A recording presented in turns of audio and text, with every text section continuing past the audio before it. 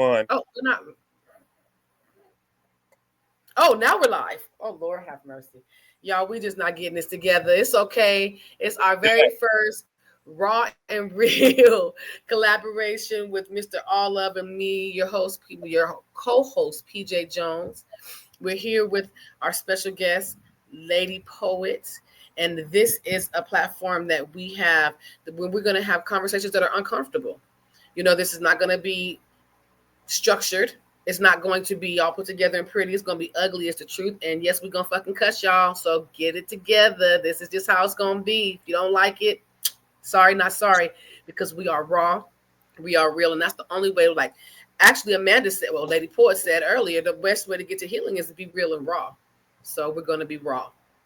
So my guest, Amanda, she has overcome some stuff, you guys. Like, her life, it wasn't a pretty little, she looked like a little pretty princess right now, but she didn't start off that way. She came from some raw, real shit. She had people who were supposed to protect her, betray her, and she uses her story now to build a platform for other individuals who were in similar situations to see that our pain is not the end of our story. Our pain is not where it ends. It's not where it stops. All Love, he's really big on, supporting a community, and this is what we're trying to create. We're creating a community where we show growth, healing, but it's going to be raw and it's going to be real. So just tune in, you guys. Buckle up, because this is our first episode, and we're about to jump in heavy. It's going to be hard. So, Mr. All Love, how you doing today, sir? We had a little bit of technical difficulties because we are just a little late, y'all. We on CPT time today, y'all. We on CPT time. Yeah, we good though, man. I'm amazing though. How are you, black woman? How you feeling? I didn't hear you. What'd you say? I said I am amazing. That my mic. I said I am amazing. How are you feeling, black woman? I'm feeling my allergies acting up, y'all. Y'all gonna see me digging in my face. So sorry. I heard that. That around that season. But we do got one-on-ones today, man. It's like DJ said, we raw, real, and we ain't sugarcoating shit. And the goal to just cuss. Hey, I've been doing really good trying not to cuss on these platforms because I cuss like a motherfucking sailor. The homie gave me we motherfucking cussing in this bitch here. So bitch, hear me. So here. I'm still trying to learn that Midwest lingo. I lived in St. Louis for 5 years, and I still can't say. You hear it? Oh no, I'm not even gonna do it. My husband be laughing at me. You hear me?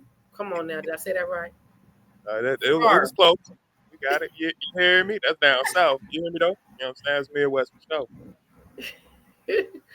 So, Miss Lady Poet, how you doing today, ma'am? I'm great. How are you? I'm good. Like I told you, my little allergies acting up. So, don't be scared. I got that word. I got that. But don't be scared. We gonna try to go a little easy on you today. But I want to thank you so much for being our very, very first guest. Again, you worked with us. You was patient with us, going through all of these motions, ups and downs. But we here now, and I want to just. Right. Like I always tell you, whenever we trying to do something good, something always happens. So we good. We rolling now. Oh, no, I've been getting attacked all month. You just don't know. I've been sick. I've been trying to do these little lives and reels and everything, and I've been sitting here like this. So this is I'm used to it. I'm not gonna give up. That's what I say. Whenever something attack me, I'm like, I'm not quitting. I'm not quitting. That's all that matters. So you ready to jump in? Yes, I am. Okay, we're gonna start easy. My first question to you is back from bondage. That's more than just a title. It's like a battle cry. What did bondage look like in your life? And what was the first crack in that chain that made you believe that you could break free? So bondage to me looked like being chained to abuse. So a lot of times people, talk about, okay, well, their bondage may have looked different. It's a sexual metaphor, but my bondage was actually my innocence being taken away before I even know who I was. So a lot of times when people become abused or something, they always have some sort of identity. But when you are younger or young in age, like I was, your identity is taken away. So my bondage came from not even now as I'm grown and I'm healing and I'm doing things, is finding who I am. So it's getting rid of that bondage, the suffering that I went through, the hating myself, the everything that the I guess I will always say the skeletons that they let fall out of their closets and those generational curses that they put on me. That's what bondage looked like for me. And so I had to come back from all of that bondage that they put on to me. Okay. That's powerful. Very powerful. Oh man, that's I can only imagine, man. For the people that don't know, that just tuned in and maybe they don't, you know what I'm saying, just clicked in and read the title or anything. Um, this Mrs. Lady Poet is explaining or sharing, inspiring her life story with her being forced into sex trafficking. So I just want to make sure we say that so that answering that question just makes sense. You know what I mean? You describe yourself as rising from the ashes of abuse. What parts of yourself had to burn away in order for the woman we see today? So everything had to burn. And when I say everything, I mean everything. Again, that identity of who they told me that I was had to burn away. That identity of not knowing what my name was because it was never called out in a good way. I use Lady Poet Speaks now because that's who I am. That Amanda that you saw then, that Lady Poet that you saw then, is not the same Lady Poet that you see now. And yes, we all deal with things and our healing looks different at times, but I feel like it's just like a seed. A seed has to break open before it can grow. And so every part of me had to break open, and I had to break, and I had to expose some things, and I had to tell my story through poetry because I couldn't speak it. And so once that started to happen and I started to break open, then that's what caused me to be who I am today. And it's like, when the fire around you was burning more than the fire inside of you, then it has to change. So when the fire inside of me started burning more than the fire around me, that's when I knew that my change was happening. And I was breaking free from everything that they told me I was. Okay. Okay, y'all hear her, the poetry coming out now. Wait for me to ask you to do your poem, ma'am. You get the poetry I coming out wasn't even now. part The fire of it. burning inside of Get 'em- me. It's get 'em just up. coming out. It's just coming out. Okay, now we started with the easy questions. Now I'm about to dive into some tougher ones.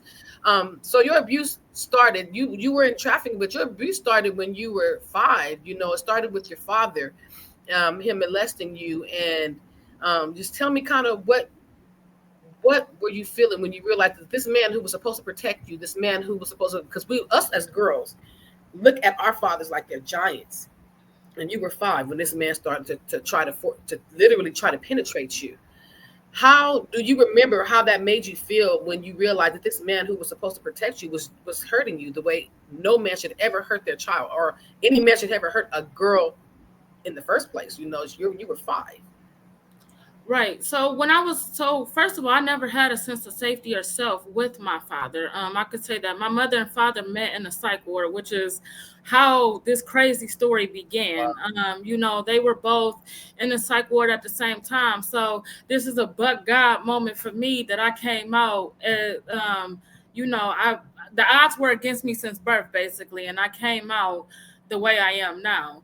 And so having that with my father schizophrenic, my mother bipolar, he was never there. He would come around every now and again. It's like when they were sick, they would feed off of each other's illnesses. So he would come over when he, felt like it, or when one of his other women would kick him out and things like that. So the first time he tried, yes, I was 5 years old, and I didn't trust him to begin with. Again, a little kid not seeing somebody in your life and then they just start coming around again, you're more so like, well, who are you? It's never been, you in my life. So I've always been a parentified child too, having to take care of my mother, making sure she took medications. And then when he came around, it was more so both of their addictions and both of their mental illnesses were feeding off of each other. And so me having to do that put me in a situation of being scared. And then when he tried and couldn't do it the first time, it kind of made me feel like, okay, is this normal? You know, because here I am, this little kid, and dysfunction became function for me because, again, I was born in chaos and a chaotic environment. So this dysfunction was normal to me. And so when he finally started coming back, and the first time that he actually did penetrate me, I was 7 years old, going on 8 years old, which put me into the kinship care, which we'll go further into later. But I always felt like I couldn't trust anybody because, again, he would leave and come back, and then he would do these things, and he would touch me, and then when he couldn't do it, or when he wasn't getting the reaction he wanted because I was so young, you know, he would get mad and leave again. And so being in that position, yeah, I never felt like I had a man to protect and care for me. Hmm. Oh man, who as a father that hurt hearing like motherfucker, man. Like I can't even imagine. And then you said that he would only come around for that, basically. So I would think when he wanted to like get with my mother or have sex with my mother, because they were technically married, but they were like separated, he would come back every now and again. It's like he came when he needed a place to stay. But then it will always go around to, okay, well, try this little baby doll dress on, or do this, or let me take a picture of you, and just the grooming. And so I think that part of him coming back was so that either he can groom me to do into submission when he wanted things. And so I think that that's where it started. And I think that that was his sole purpose of coming back into my life as many times as he did, was to make sure he could get what he wanted, not only from her, but from me as well. Okay. I don't know, PJ. We got some questions lined up, but I can't help but just throw a couple more as we're going. No. Do you? This is For sure. All right. So your parents, did they experience the same type of upbringing as well? Are you aware or no? For my mother, she did speak about it once, but again, that's her story to tell. And my father, he grew up in a dysfunctional environment. I know his sister had 2 kids by a relative as well. So yeah, I think that, coming from, that it was a generational curse, but again, I'm the generational curse breaker, I guess. And I Oh, guess that's what my sole purpose so, is. absolutely, absolutely. Oh man. Ooh, man. No, you said we was gonna hit them with the hard ones right away, huh? Okay. yeah, 1 2 1 2. So, all right. During this time when your father was violating you, where was your mother? Did she know it was happening? And if so, what was her reaction to him molesting you? Okay, so this answer is about to get real raw, and those of you who are watching is about to get really upset. Hold I'm on, not hold on, hold on. Let me do this trigger warning real quick.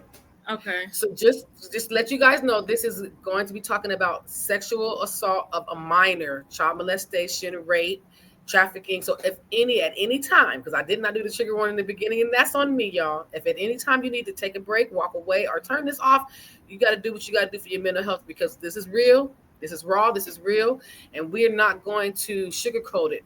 We're going, because that, again, in order to face your healing, you have to face it real. So go ahead, Miss Amanda. I just had to put that trigger warning out there because it's about to get deep. I know the story, y'all, so I'm about to go ahead and put my mic on mute because I'm gonna do a little bit more than just cussing. I'm trying my So best to keep it together like the OG that I am. You know what I'm saying? Fuck me up already. You hear me? right, right, Don't make it and happen. right. So she turned her camera off. And it's not funny, but it's again it's truth. It's my truth, and so I'm here to speak it. So when everything happened, again, my mother was in a state of her bipolar, her mania. So she wasn't the person that she is when she's medicated. So I just want to put that out there for anybody who might be thinking, well, she's just heartless. Maybe not, but I know that she wasn't on her medication. So I'm going to put that out there for that. But after it happened, yes, she was in the house. She acted like she didn't hear it. But after it was happening, it was a rollaway bed at the end of her bed. So your bed is right here. You're in the bed watching TV while this is happening. So of course you can tell what's going on with me. That's the first thing. Secondly, when the assault was over, the only thing that I got, and for those of you who are triggered again, you might want to walk away at this part. And I'm telling everybody now, but the response I got when it was all said and done and it was over is, number one, is that okay, your body liked it. So because your body liked it, then you're just fast. That was number one. And then it was, well, he just popped your cherry, so get over it. Wow. And that's the response that I got after that. So again, it was like nobody cared. What do I do when I'm a little girl speaking and nobody cares? Okay, Wow. I know you. I like you. We going off script a little bit because I'm finna put this out there. It's not your damn fault that your body responded. You are a biological person. You know whatever. You cutting out, Jim. Uh-oh, she froze. Yeah, super froze.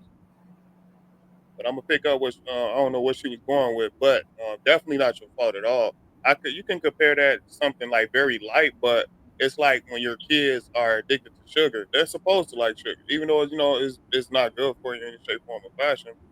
That's their reaction. You know what I'm saying? So, um, man, that's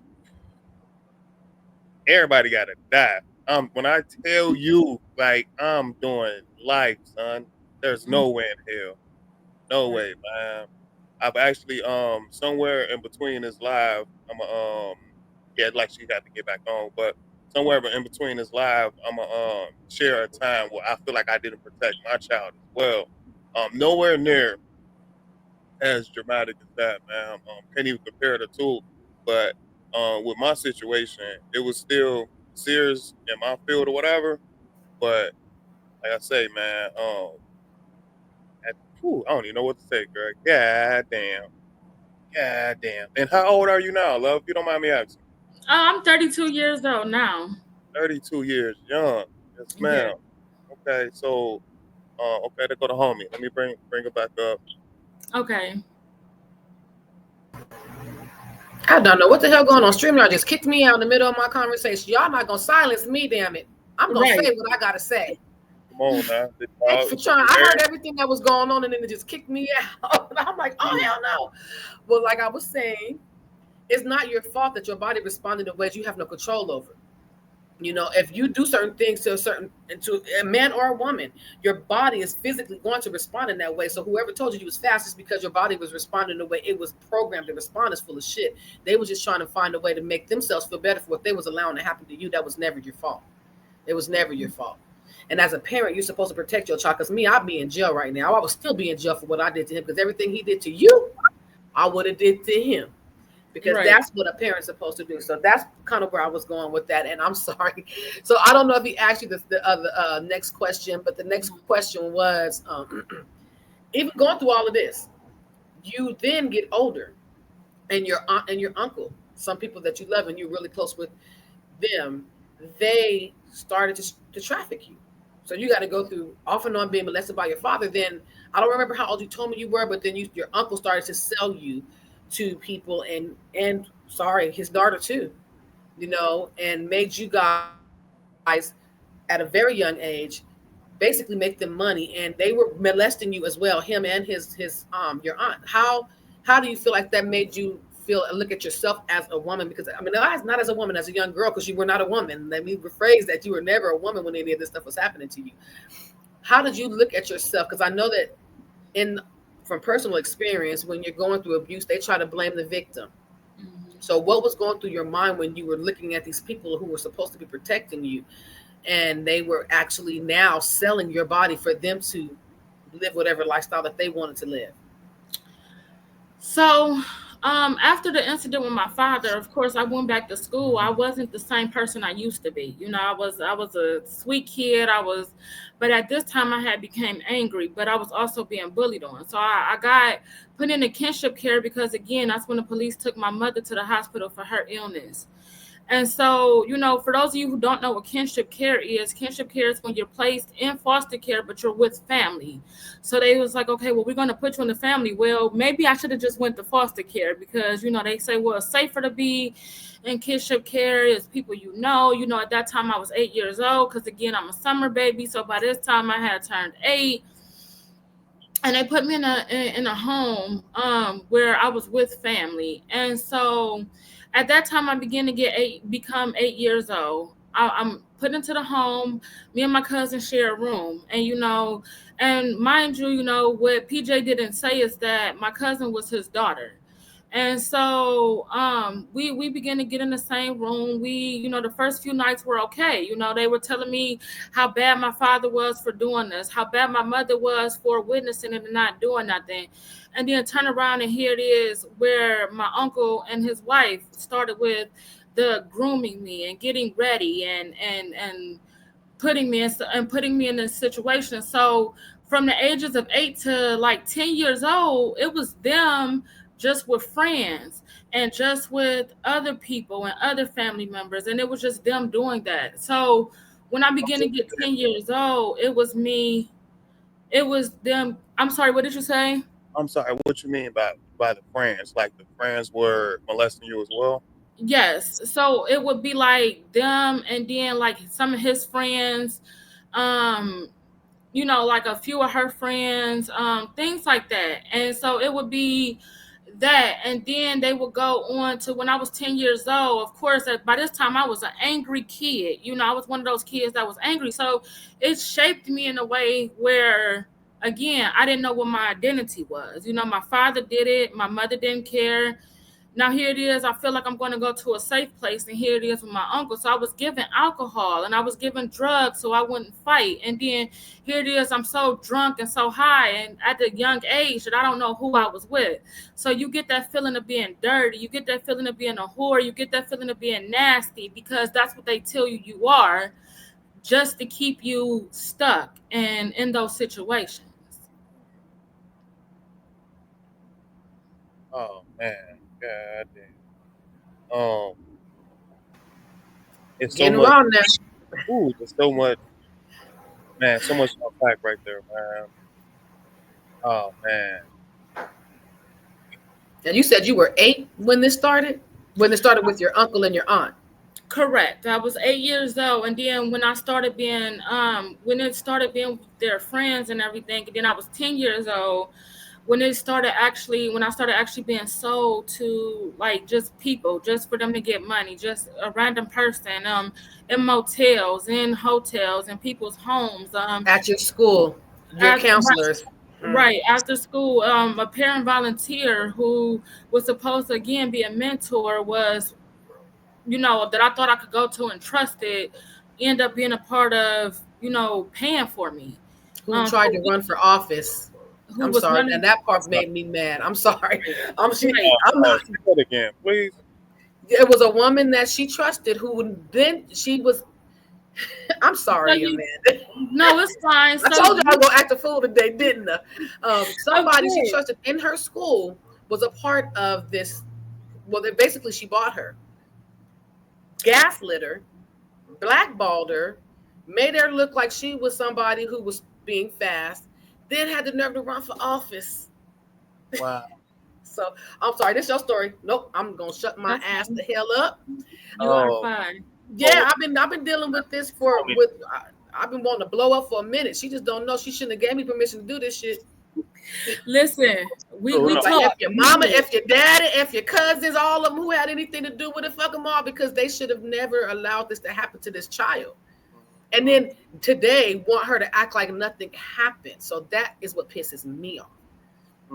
Today, people are calling her saying your dad is sick in the hospital. You need to come sit by his side. Motherfucker, no. Die. No, I don't say die, y'all. That's a disclosure, but still. So let me shut up. I'm done. That was my rant. That was my 5-second rant. Let's get back on top. Right. No, for sure. I got a couple. Definitely got a couple questions. So, man, how long did this go on? Like the whole sex trafficking experience? So thank God I had somebody who stepped in into my corner. When I was 19 years old, I moved into the YWCA here in my state, and that saved me. So from 8 to 19 years old, it was constant. There was bouts that I had, with them after being 19 years old, where maybe, I'll leave for a year and go away, and then I'll see one of them, and then I'll be sexually assaulted. But again, I was used to it, so I wasn't like running from it at the time. And but altogether, it stopped when I end up turning 25. Actually 7 years ago was when I had the last incident with someone. I wasn't being sold anymore. The selling stopped when I was 19 years old because somebody cared enough about me to get me away from it. Oh man. Oh man. So that's when you say you're 33? 30. Well, I'll be 33 in a few days, but in July. Oh, a month. So, Yes. so over 80% of your life was Yes. man. Yes. Oh man. Yeah. we so off the top of the questions, but that's okay because That's yes, fine. for sure. That's got smoke. yeah, we can toss those questions. We'll get to some of them. We'll try to get another one in there No, that's because fine. this is it's like I've been wanting to express my feelings, my true feelings about this for a while, but this is about you. We're gonna make it about you. Right. Today, We just a can talk couple of about months ago, Yeah. you, as loving as you are now, you heard what she said her mom done to her. So she's a good daughter. Take her mama to the doctor, check up on her, cook for her, clean for her, whatever. And recently threw a party. And at this party, the people who trafficked you for most of all of your teenage life, from 8 all the way up, well, 10 all the way up to 19, shows up at this party. How did you feel knowing that I believe people who knew this happened to you then invite these people to your house because the party was held at your house? How did that make you feel knowing that your family would do this to you? It's like, mom, you're taking care of your mom. You threw her this beautiful party. You love her. Mother's Day turned up, birthday turned up. I'm telling you things that I've seen with my own eyes. And then to know that that's still something that can be done. Your feelings can be overlooked. Or the fact that when your dad was in the hospital, you get a call. He has them call you to come and sit by his side while he's sick in the hospital. It's like, okay, I tortured you. I traumatized you, not be there for me. How does that make you feel as an adult knowing that this is what's being asked of you? And how can you dig into your soul and pull that kind of kindness out of your heart? Because I don't think I could do that. I don't even talk to my own mama, and she ain't did half the stuff that your mom that happened to you. I don't even speak to her. I remember what you were saying that your mom did. Yes. Situation. So yes, and I don't speak to her at all. So I was mad at my mom over $100. Right. Do you hear me? No, Right. What? Oh man! Like, how yeah, do you have that kind of kindness in your heart to be there for your mom? Like, I know that you're not going to be there for you're not. You've made amends and told them not to call you about your dad anymore. But like, how does that feel that they're even still trying to put that responsibility on you and not care about the fact that they're just going to bring all these people who abused you in your face and tell you to deal with it? Right. So I just want to be real. And PJ, you my sister. So some behind the scenes things. So when I got the call about my father, it sent me into a depression because it was something that I had repressed. It was something that I said, okay, I'm not going to deal with. I'm not going to talk about. It was in the forefront of my mind. When you go through trauma so much, some things you can kind of forget and repress just because it's too hard to go on and go through, with life. So things like that. So I just want to say that. And then I want to put a disclaimer out there as well, too. My father, the last incident with him was not just one day. The whole thing lasted for 7 days. That I did not say, but yes, it lasted for 7 days. My spiritual side is gonna come out on this. Everybody telling me, to forgive, and a lot of times I say fuck forgiveness, and it'll come when I feel like it or I'm ready. But part of me feels like some part of me had to forgive to do everything that I do for my mother on a daily basis.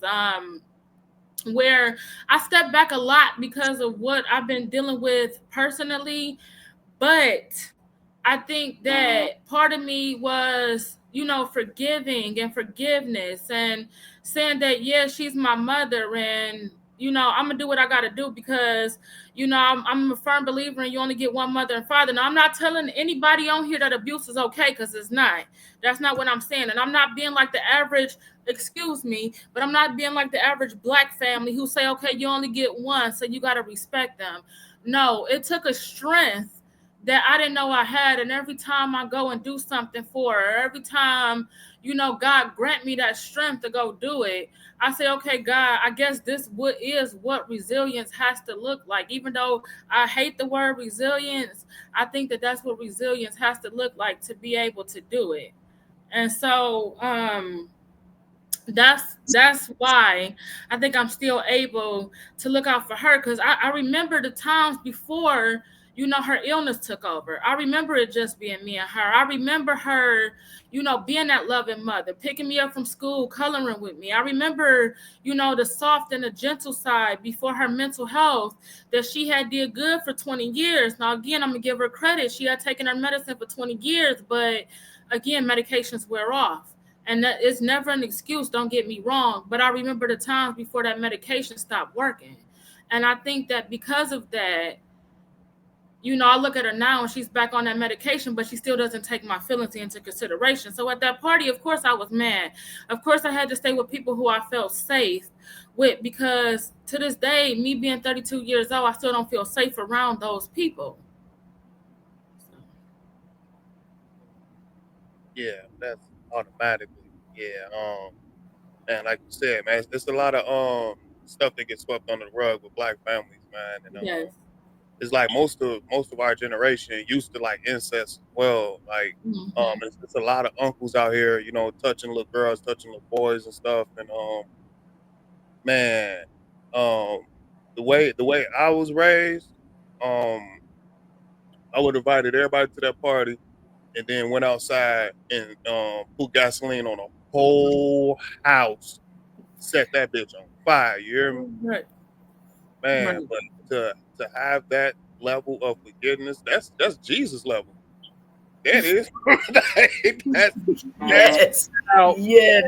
Jesus level Nothing but the forgiveness. Lord. Like what? That's so powerful, man.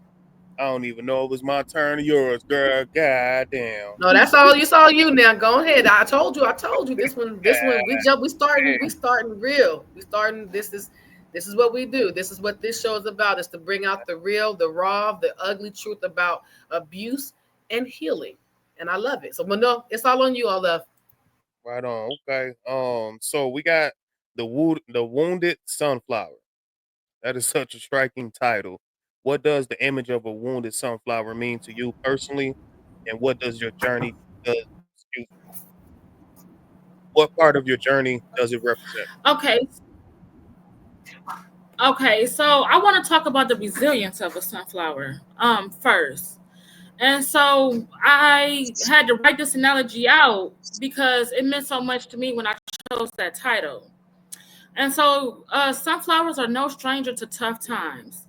They may look pretty, but they earned their reputation for thriving in the harshest conditions. Where other plants can't survive when it comes to sustainable farming, sunflowers, some of the most resilient plants you could ever ask for. The sunflower can credit its resilience for the roots that reach several levels deep into the soil. That roots have multiple uses, as they can tap into hidden water reserves. And so because of that water, one moment, I'm sorry. That's just her son, y'all. That's her son. He. Where's his little toy? His little squeaky toy. His little squeaky toy. Oh, he got it. They normally hear it on my podcast because he squeaks. So I have an emotional support dog, you guys. So he barks when he sees things. But so I credit myself as being like that sunflower, that even when I wasn't being watered, I was being able to sustain from finding those little peaks of sunlight and those peaks of water when I needed it. And so, in an unsuitable climate where unreliable rainfall patterns and extended dry spells can become increasingly common, The sunflower has a truly amazing ability to survive a drought, just like me. Survive not being told I love you, survive not being told anything. So even as a sunflower, even as where I was, I felt wounded. And just like that sunflower, I still can produce good things. And so the Wounded Sunflower was a title that I used for my upcoming book, to know that regardless of where you are in your healing journey, even when you feel wounded, you can be as tall and as beautiful as that sunflower. And even when you don't feel like you're producing and you're doing good, I'm sorry, y'all, or you don't feel like you're making those impacts on things and on people, you really are. And so that's what the Wounded Sunflower was and is to me, and that's why I chose that title. That's beautiful. We all wounded sunflowers, man. That's deep. That's real deep. But you are the wounded sunflower, because I mean, you, like you said, not only did you're not told I love you, you weren't even protected from the monsters. Your family was the monsters. I'm sorry to say that. You were raised by a family of monsters who tried to dim your light, and you rose like them big old pretty sunflowers. You were like big old pretty sunflower that you are. And I'm so happy, and not to say, this is kind of an off question as well. Not to say that everything is perfect. Like, can you address the depression that you deal with even today? Like I said, I it's not fair that I have an unfair advantage. All love. I'm sorry. I know her personally, but I do know she has her days. She would call me and tell me or text me, I'm not okay. I need help, or I'm better. And then even through all that, let me tell her my stomach hurt. Watch you check on me every 2 hours. You okay? No, are you okay? Because you're the one. My stomach fine. I take some Pepto-Bismol, but yours is mental and psychological and emotional. And you still deal with that today. What does that look like when you're going through your depression? And again, be as raw and real as you need to be. But what does it look like when you're going through that depression? And because you said that when you got that call from your father, it triggered you. Kind of, let's talk about like what did you go through with that? Like I said, I want to not say too much because I was there through a lot of it. I want you to tell your own story. I'm just, I'm being triggered again because of what I had to watch her go through during this time. So share your story. I'm sorry. So my story, I think that all of you guys that were my friends, I am smiling. I'm sorry because we just my best friend, our other sister is here, and she came in with some sunflowers, y'all. So that smile had to come over my face when she came in with it. But and they see me personally go through this struggle. So what it looks like is, yes, I'm a survivor, but yes, I still have PTSD, and I have the complex PTSD where I could go through moments of being perfectly fine and then go into having flashbacks. I can go in to these things, but I need to just rewind. So that wasn't the straw that started the depression. As people know, the last year of my life has been tough. My mother got sick with her mental illness again last July. So she spent from July to December in the hospital. But nobody ever realized that I had surgery in July too. My birthday was in July. My mother went July 2nd. My birthday was July 21st. I had surgery July 26th. So here it is. I'm going back and forth. I'm in a hospital. I'm leaving the hospital running 40 minutes away to Akron, which is a trigger for me because my perpetrators live in Macedonia, which is the suburb of Akron, which is literally 15 minutes away. So I had to go into a place that I was scared to make sure she was fine because I'm her power of attorney. So I'm dealing with that emotional trauma. And then my job started laying off people, even though I wasn't laid off at that point, but my job started laying off people. So we're uncertain with our job. So that was another thing that I was going through. I was trying to pay rent when my job was uncertain and they kept raising rent, but I was having leaks in my apartment. Another thing that started, being on my shoulders and still checking on people and still taking care of people. When you're the strong friend, nobody ever asks you if you're okay. And being that strong friend, I'm still helping people write their books. I'm still, giving to everybody. I'm going back and forth to check on my mother to make sure she fine. Meanwhile, my mother's mother, who's my grandmother, who still took a part in the abuse, I'm still keeping her up to date and, being like the family liaison. But they're cussing me out because, again, I'm the scapegoat. I'm the one who's the black sheep. So I'm having to sit up here and talk to perpetrators that I don't want to talk to just to update them on status on her. So mind you, this is all happening within 6 months.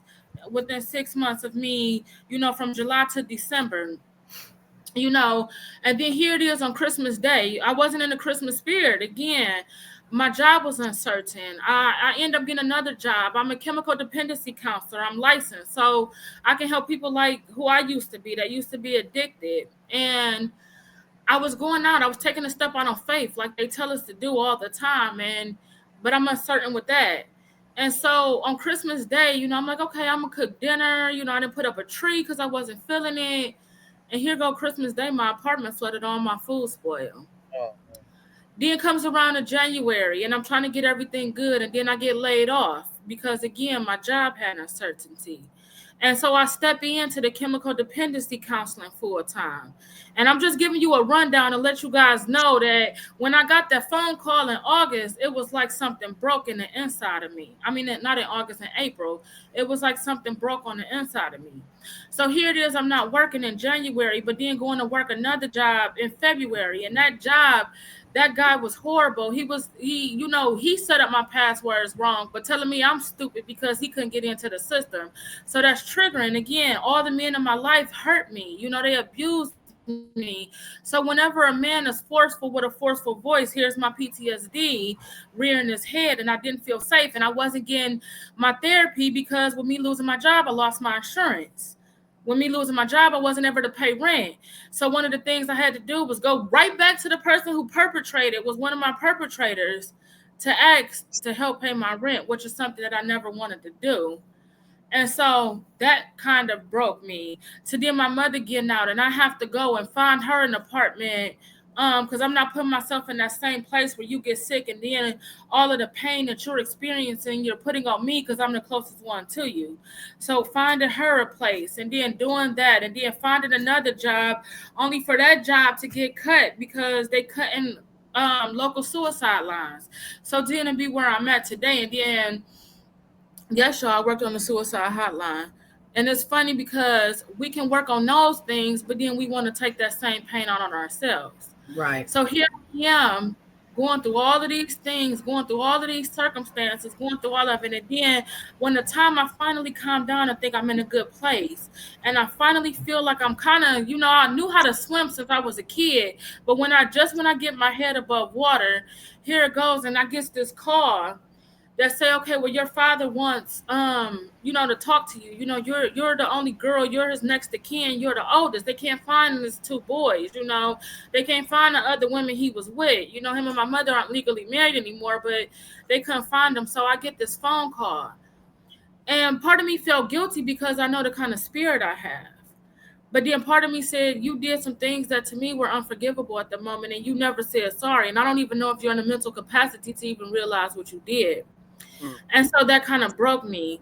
And so I went through a depression. I went through a dark phase, and I still have my days. Don't get me wrong. I still have times where I felt like I was punishing myself because here it is. I went through all of this stuff, and now I thought I took all of these steps to feel better, and I don't.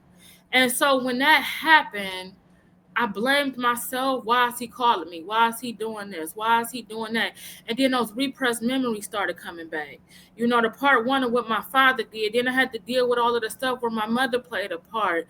And right now I'm still going through it. Don't get me wrong. I'm not, the person you see today. If PJ didn't call me and say, hey, sis, I love you. Can you do this for me? I wouldn't have did it because why? I'm going through, even though survivors, again, I say, when you become a survivor, you have to be like a seed. You got to break first in order to heal things. So right now I'm in my breaking. Right now I'm in my season of where that part of healing, they say healing has to be ugly. I'm in that ugly part of healing right now where it's the sadness, it's the depression, but the me I am today is not trying to give up the me I was last month. And so I can say that that's the survivor speaking through even the pain that I'm feeling at the moment. So I think I give myself a little bit of credit for that. So You better. You better. We've been swimming this trench together all year, baby. You better give yourself something. And what I've been telling you, don't feel guilty about what's that word called? Self-care. Period. Thank you, sis. On period. Don't feel guilty about self-care. Don't feel guilty about taking care of yourself and loving yourself because it Still seems human. like you're not breaking. I don't like that word breaking. You're in the transformation point. That shell done already broke. That shell broke when they did what they did when you was a little kid. But right now, you're in that area of transformation. You're growing. You're becoming something. You're becoming that beautiful sunflower. That's what's going on. You're not breaking, baby. You're transforming. And sometimes you got to shed off who you was last month. right. Last month, that person last month, that's not you today. That person next month ain't gonna be you. Today. That's just what it is. But it's your turn, love. It's your turn, love. Let me shut up. Oh man. Shit, girl. Right? Woo. For time's sake, though, we're gonna ask this one last question because I want you to give us. She got a poem for us, love. It was a surprise to you guys. Surprise! Oh She got no, a that's poem. what's up. That's what's up. No, I So do got before a we're done with our hour, I want to get that poem out. So go ahead. I would say I do got one more if that you One more. guys don't mind. No, go ahead. The dating life. So like how is dating like, you know what I'm saying? Is it like something that you are upfront with? You know what I'm saying? Is it like do people like judge you for your past? Are people accepting? I'm one of the people who personally accept people who they are, regardless. You know what I mean? So I can only imagine, you know what I'm saying, your experience. So I was married. I got married in 2018 to a bum. Um, you know they say you don't mix your money with your honey, and I did. Met somebody I work with, and mixed the craziness with it, and find out two people that got trauma both in their past. His health trauma, mine's the sexual trauma I went through. You can't put those two people together. I think we both needed to heal before we got into relationships. So yes, I've been judged by not even people that I just dated. I get judged by random. I just got judged over the past week, for something that, for a book that was written that it didn't get somebody's approval. And then here I went into this dark place, but now I'm realizing you don't have to like everything. Everybody got a critic. Oh, And so you don't have to like it, but it's written and it's going to impact and it's going to touch somebody else. And so even in my dating life, I don't tell people right off, right when they first meet me, because that's too much for them to handle. And not only that, I don't want them to know it because I feel like you have to have a privilege to know me and to know me like that. But when I tell people, it's something that it's a slow process. So I've dated since the separation, but right now I'm taking time out for me to heal myself first. So. I love it. Absolutely. Yeah. My bad, girl. Go ahead, do your thing, Miss PJ. Okay. You ready to bless us with that poem that remind me of my birth daddy, y'all?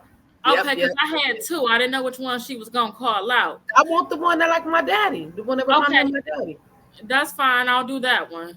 So since this is real, raw and real, I had to share the raw and the realest poem that I've written. And PJ and I talked about it over this past week. So the poem that I'm going to read to you guys today is actually called Prolific Pastor Pimp. Those are 3 words in the title that might strike anybody. And so here it goes. This is my story actually written in poetry form. Mm. Educator, they called him. He taught hope, touched souls, spreader of the word, hood teacher, Sunday morning preacher, pastor because he knew his word cover to cover, using scripture for his own good, prolific, words bountiful, trying to speak peace. Even bad men called you deacon. You stole my voice, now I can't speak. Prolific, pastor, pimp, uncle, father, man of the cloth, How many souls did you save? But how many little girls' lives did you forever change? Innocence killer, soul conversion, extreme perversion. How could you cry with me, pray for me, tell me you were sorry, but then continue to rape me? Pimping during the week, pastoring on the weekend. Don't sit with your legs open and don't wear that shirt because your breasts are out. Even before my body developed, you are the niece of a pastor, so act like it. Okay, prolific pastor, pimp. I used to memorize the but gods and remembering your footsteps at night. You read me the Bible, quoted me scripture, but still quoting porn, making porn. Each day, I was something different to you. Monday, I was your whore. Tuesday, bitch. Wednesday, unworthy. Thursday, slut. Friday, hoe. Saturday, trifling. But on Sunday, you pretended we were holy. How you saving souls but killing mine? Pastor, prolific, teaching the word, calling you raw preacher, but you hear what you did undercover, had to stay quiet, sacrifice. You tried to kill me when I cried. Pimping pastor, devil's advocate, sin riddled, tired of torn sheets, sick of begging and pleading, laid hands on me, believing in miracles, but adding to my pain. Why do I have to beg and plead for you to stop hurting me? I didn't ask for any of this. I didn't ask for the incest. And just like you tried to run my life, you don't know what was best. And I'm sick of the abuse and neglect. How much more did I really have to go through? This is a warning to everybody out there watching that prolific pastors pimp too.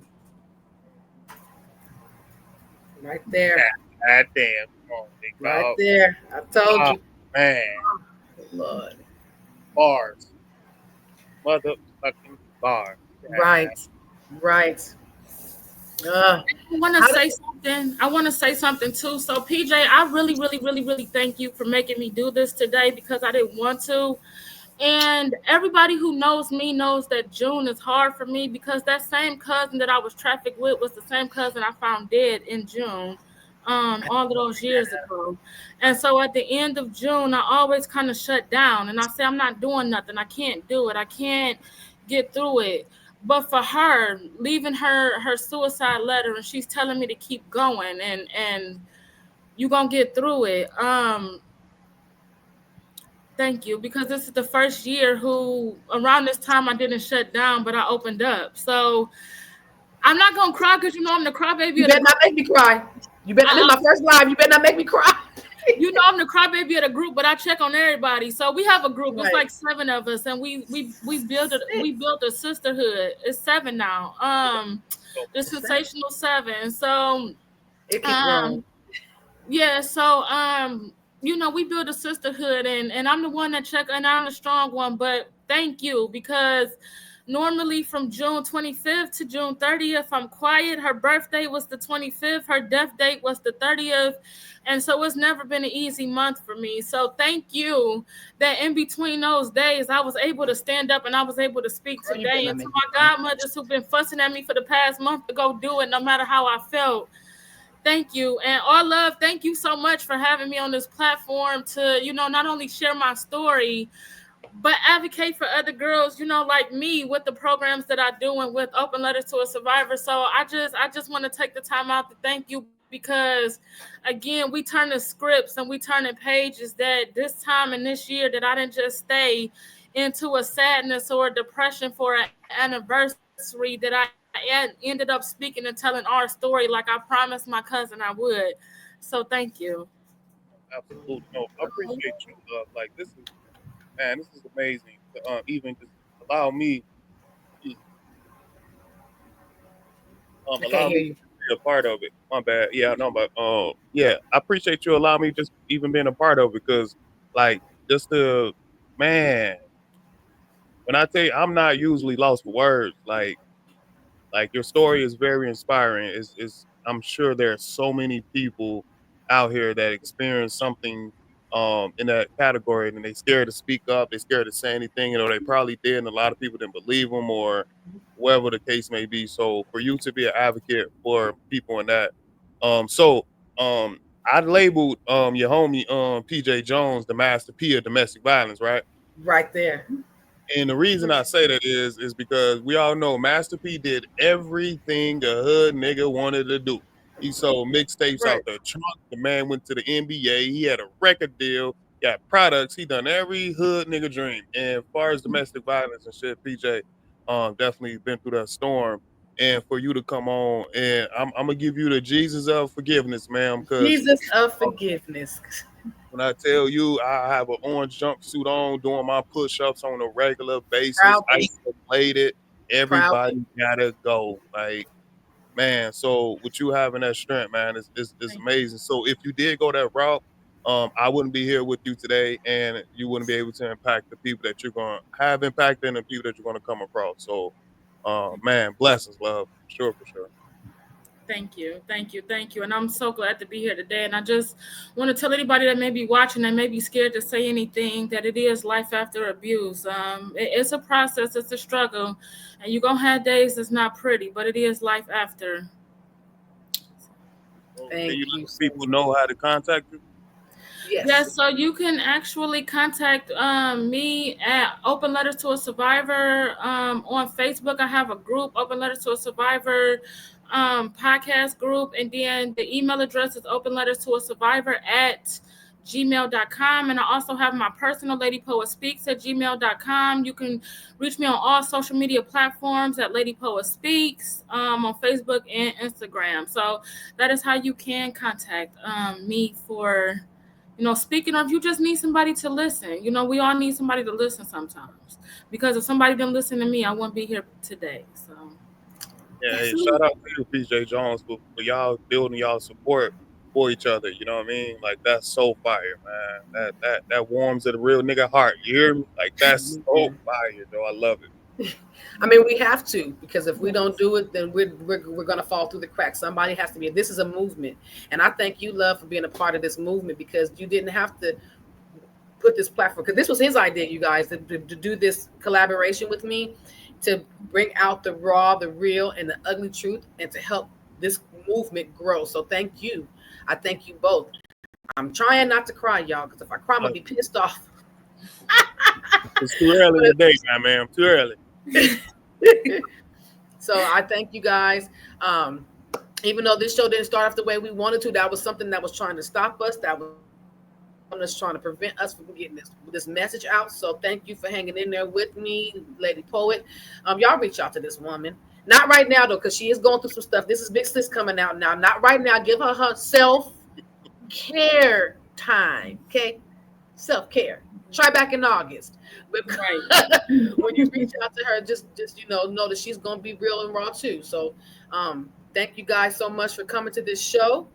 Thank you all for tuning in for our very first raw, real talk. What is this? What is this? Raw, real, what podcast? Just where we speak the truth. Absolutely. You hear me? Man, this is just raw and real. That's this it, raw and real. So who anybody, and we're all looking for guests, you guys. Once the last Saturday of every month, maybe it's more. We gonna test that out, see if we can do it a little more. You said you want to do it every week? Man, no. Yes. Right.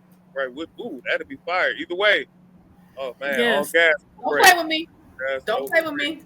me. All gas, no brakes. All Yeah. gas, no brakes. What? So thank you guys so much for tuning in. This was a powerful first episode. I don't know how we're gonna come back from this. We got to show up after this, because she showed do. She showed did that one. I see. The bar. Absolutely. Definitely set the bar around this joint, man. But for sure, man. Hey, there's no love like all love. Lady Poet, thank you so much again. Thank you. Thank you. And shout out to my co-host PJ Jones. Love y'all. Y'all have a blessed one. Let's go. Have a blessed one. I'm a